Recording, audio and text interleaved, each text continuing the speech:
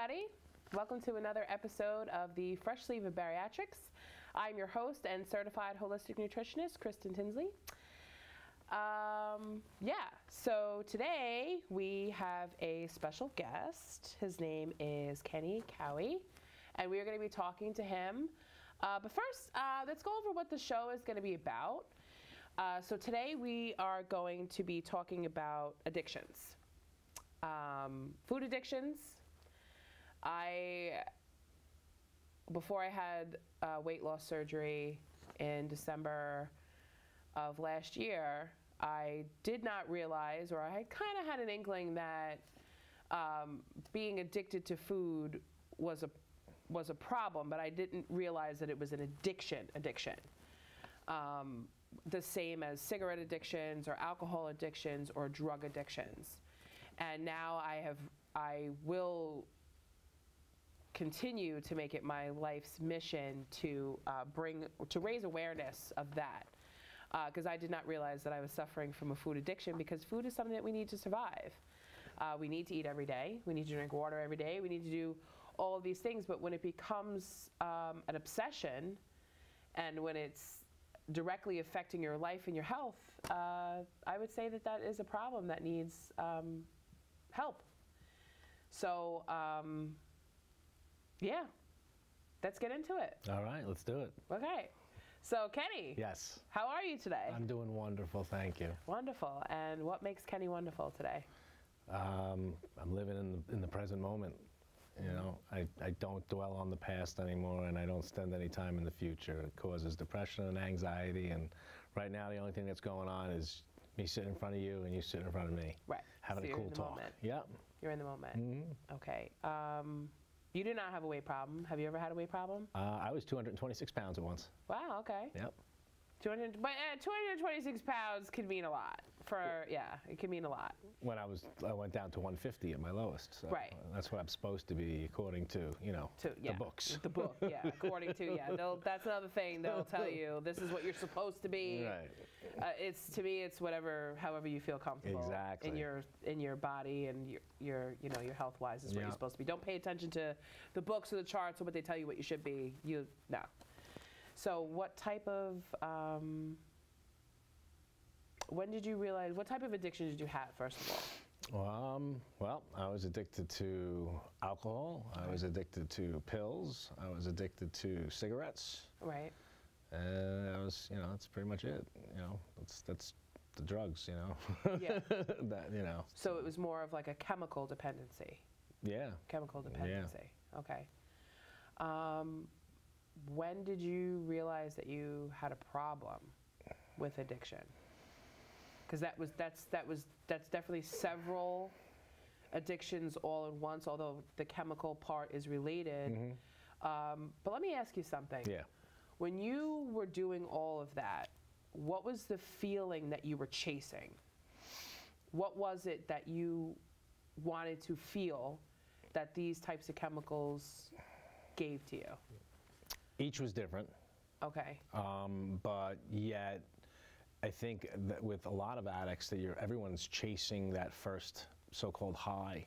Right. So whether it's the cigarette, you keep smoking and it's never the same after the first one. Oh, yeah. And it's the same thing with anything else, alcohol, pills. You develop a dependency for it. So Right. therefore, you need to take more, your body to take more in order for you to justify that feeling you had the first time around. If you never stop, it just increases and increases and increases and increases. Right. But what was that feeling? What did it feel like? Like, what were you chasing? Like, okay, like for instance, when I used to eat candy, I would look for that rush of, I guess, like, how like you're doing something you're not supposed to do it? Mm-hmm. Like, oh, I'm going to go jump in the pool in the middle of the night in the hot summer, and I'm going to cool myself off.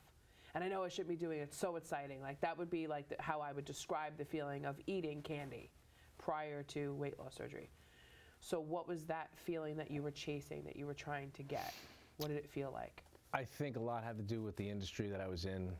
for work on both sides. I was a bartender at night, and I was in the mortgage business during the day. And I think that both contributed to my bad habits.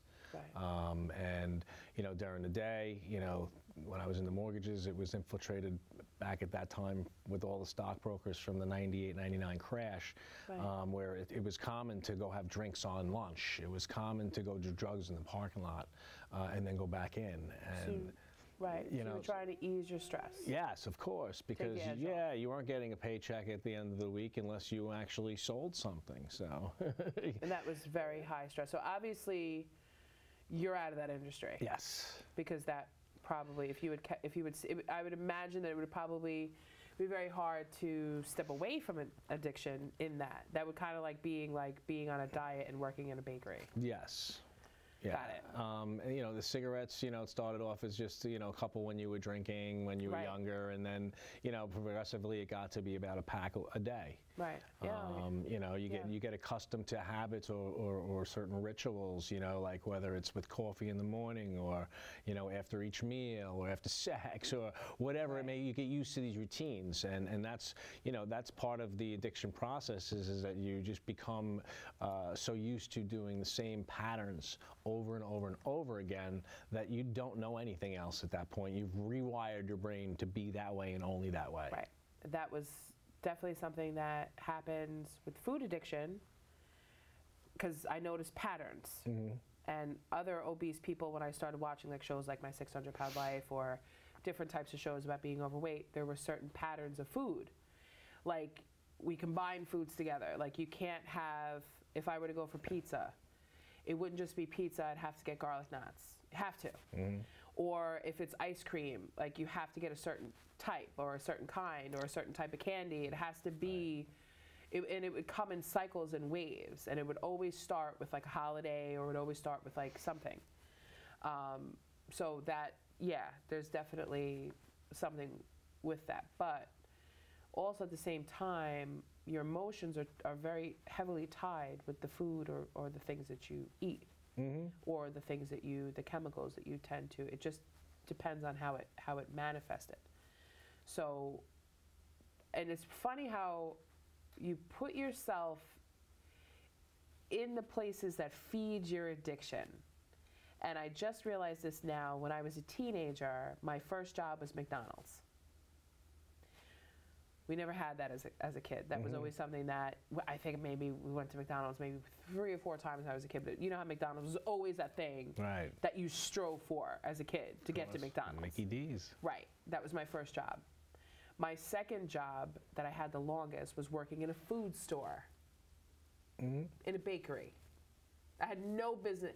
If I could find the picture of what I looked like at like 18, 19 years old, working in a bakery, I had no business working there. Right. I had always placed myself around food. It was never a job that required me to do anything physical, and it was a job that always, I was always had access to a lot of food. So where you were with your job, you were in the right place to be feeding your addiction. Both during the day and at night. Right, because it's an excuse. Mm-hmm. Right? Yeah, absolutely. And it's an excuse. Mm-hmm. I'm stressed out. I need to do this pill. Or I need to go and have 16 shots of whiskey. I'm stressed out. Or I need to go outside and smoke cigarettes because I can't deal. I need to step away. Yeah. It's crazy, the abuse that we put ourselves through. I think also too with certain things, when someone keeps telling you, how funny you are when you were drunk, that starts to, you hear it enough, you start to believe anything you hear enough, you start to believe Right. it. So, I had this preconceived notion of myself that, I'm funnier when I have drinks in me, you know? So I would start to drink before events.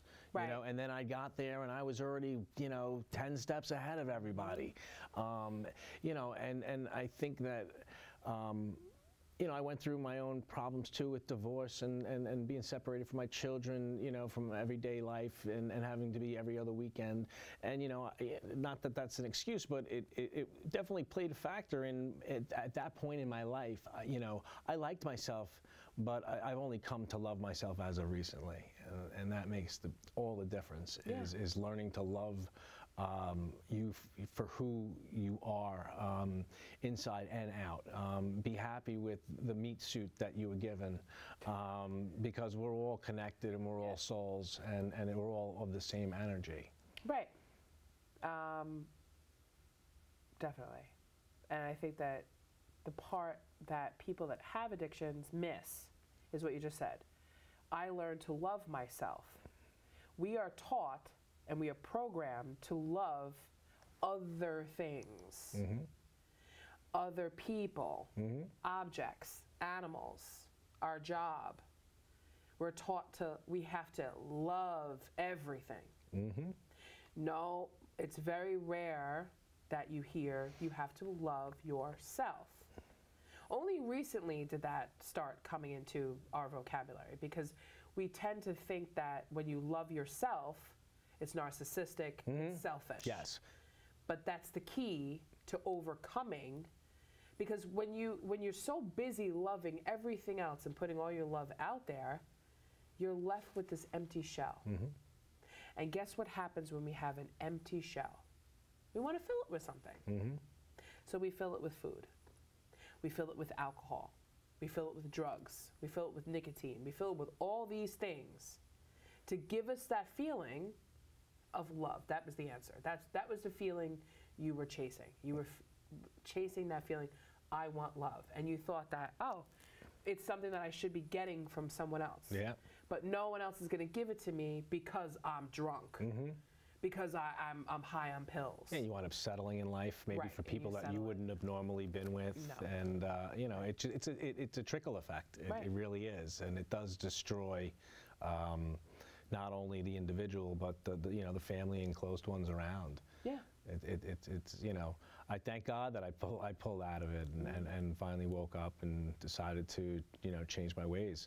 Yeah. It progressively got worse. I tried here and there throughout the 25 years to quit, but then I would try all at once, and I realized that was my, when you far enough removed, you can see where you went wrong. Right. And that was what I did wrong for a while when I did try to give it an effort.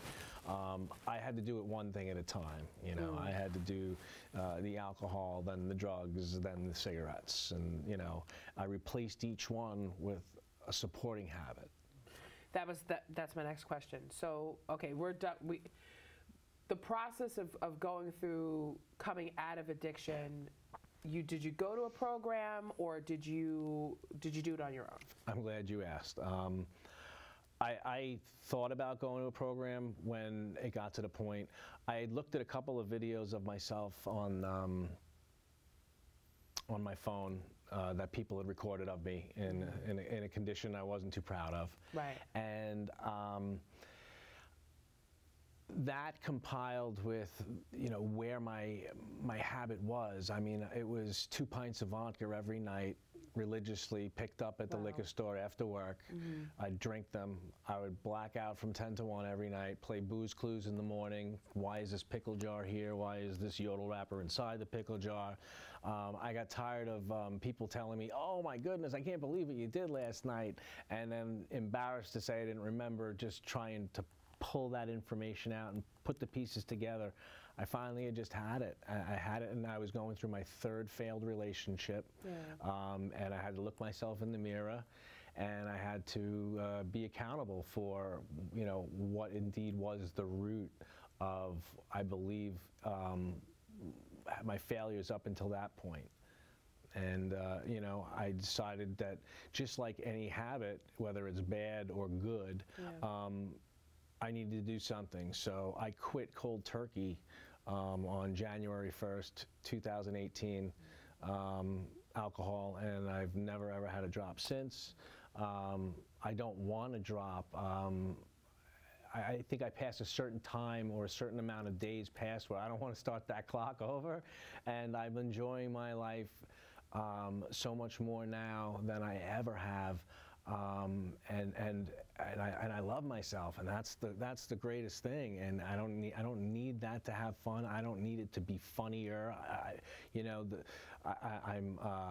I love myself whether I'm in a relationship or I'm by myself. Right. And it's a wonderful feeling, because I think that once you're able to get to that point and love yourself unconditionally, everything else seems to fall in place. It's funny how that happens. Right, because that's the missing part that leads people to addiction is and it starts in childhood. Yes. It starts in that childhood because we're raised to share. We're raised to love everything around us, but we're not ever taught love yourself. You didn't hear it. We're also raised to hate, and Right. That's gonna be a whole other show with Right, that's a how the whole ego's other- developed from 0 to 7. Yeah. I mean, you know, yeah. and And I- everything that you yeah. hear and is already getting registered and pre-programmed, even though the Exactly. parents say, "Oh, don't worry, he's only 2." Right. He won't remember You that. won't remember, but you do. Your immune system Yeah. and your nervous system, at the most delicate time in a little human's life is actually when they're an infant. So please, let's step away from thinking that children don't remember things, because they actually do. In some way, it gets inside of us, because children are pure instinct until they're taught otherwise. Otherwise, they go by their instincts, and it's crazy. Okay, so, but out of this came what I like to call a transference addiction, which I think is exactly what it's called. Yes. Mine, I don't consider it to be an addiction, but I like to watch, because I like to keep myself busy. So I watch YouTube videos on how to do makeup and how to do hair and how to do all this stuff. So that's my new obsession. That keeps me from overeating. It keeps me busy. It keeps my mind focused on something else. It just keeps, and then I just keep doing that. So you started with, and I love this because I love crystals too. So you started taking on crystals, and what else? Crystals is definitely a hobby that, and I'm an enthusiast, you could call. Yeah, I mean, you're really, I mean, this is his collection, this is my collection, this is all, this one's mine, that's his. Yeah, that's what I was wearing today in my pockets. You know, each crystal has its own, you know, so-called powers, and it's for a different purpose. Healing powers. Healing powers. Healing yes. powers, yes. You can use crystals to heal you know, your energy. before Big Farm took over, you know, this is the way people were healed back in the day. It was through this and herbs, Absolutely. and oils and energy. Right. And so I've decided, whereas I had basically a second job as drinking, you know, I would do it 8 hours a day after my regular job. You know, literally Monday through Friday, and then on the weekends would be a whole nother, you know, gamut. You know, I'm more health conscious. I treat my body like it is a temple, and you know, I have routines as far as what I put into my body, as far as food-wise. Right. I'm very. It's all vegetables and fruits and Every day. nuts and legumes every single day. So your addiction transferred to healthy, healthy eating, crystals. And now education, where I'm learning, you know, energy, you know, healing. I'm, you know, Yeah. Reiki and sound healing. Great. I'm a musician and an actor, entertainer, and I all I want to do is inspire people. Right. So that's what I'm pursuing now in those 8 hours that I would normally be attributing to sitting on a couch in a basement, you know, drinking all night. So now it's studying crystals, and I'll be certified by the end of February. That's great. In crystal healing. That's great. I'm so definitely going to. I'm excited about that. Because I mean, we talked about this outside of here. And you led me on to a very thick book that I love. Crystal Bible.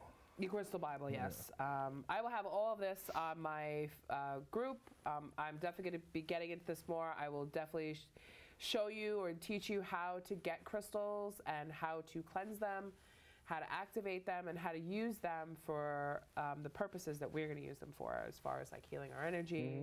You actually can use crystals to lose weight.